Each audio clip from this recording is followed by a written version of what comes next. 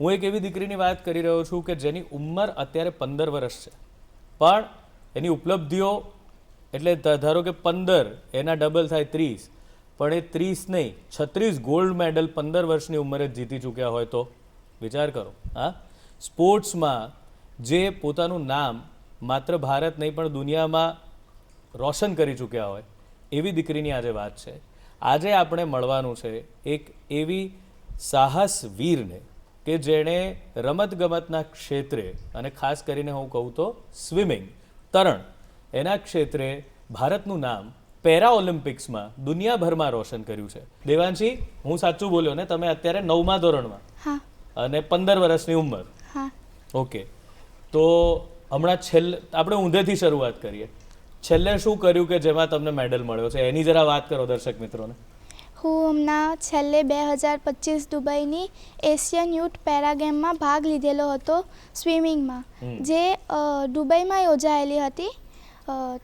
તો એશિયાના અલગ અલગ દેશોમાંથી સ્પોર્ટના જે પર્સન હોય તે આવતા હતા અને મેં પાર્ટ લીધેલો હતો સ્વિમિંગમાં.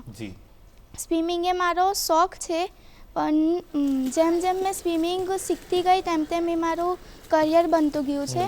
હમણાં વાત કરું દુબઈની, તો દુબઈમાં જે યોજાયેલી હતી competition Asian youth para game, એમાં મારો ગોલ્ડ મેડલ, સિલ્વર મેડલ અને બ્રોન્ઝ મેડલ એમ ત્રણેય મેડલ આવેલા છે. ખૂબ ખૂબ અભિનંદન, બહુ મોટી ઉપલબ્ધિ છે. કેટલા સ્પર્ધકો હતા ત્યાં તમારી સાથે? કેટલા દેશના લોકો હતા ત્યાં? લગભગ તાગરી એશિયાના બધા જ દેશના લોકો હતા, બધા દેશના સ્વિમર્સ હતા. હા, અને એમાં તમને ગોલ્ડ મેડલ મળ્યો. વાહ! એના માટે તાગરી મને તો પહેલાં દુબઈમાં જે ભારતનું પ્રતિનિધિત્વ કરવાની જે સુનેરી તક મળી, એના માટે મને બહુ જ ગર્વ છે કે મને આટલી ઉંમરમાં દુબઈ સુધી પહોંચવાનો મોકો મળી ગયો. ડૉક્ટરોએ એવી આશા રાખેલી હતી કે કદાચ નહીં જ જીવી શકે, કારણ કે મને જન્મતા જ બે તકલીફો હતી. એક તો પગમાં ક્લબફૂટની બીમારી હતી અને બીજું પ્રી મેચ્યોર હતી. એટલે તમારું વજન બહુ જ ઓછું હતું, લગભગ 1 કિલો 200 ગ્રામ જેટલું જ વજન હતું. બરાબર. જન્મ વખતે મારું વજન ખાલી 1 કિલો અને 200 ગ્રામ જેટલું જ હતું.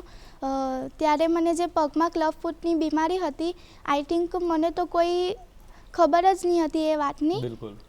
પણ મારા માતા પિતાએ એના માટે ખૂબ જ મહેનત કરી. એમને અલગ અલગ ડૉક્ટરોની સલાહ લીધી, પછી અલગ અલગ એક્સરસાઇઝો કરાવી. મમ્મી પપ્પા શું કરે છે તમારા? એ કહો પહેલાં. મારા મમ્મી પપ્પા અત્યારે જરી મશીન પર કામ કરે છે.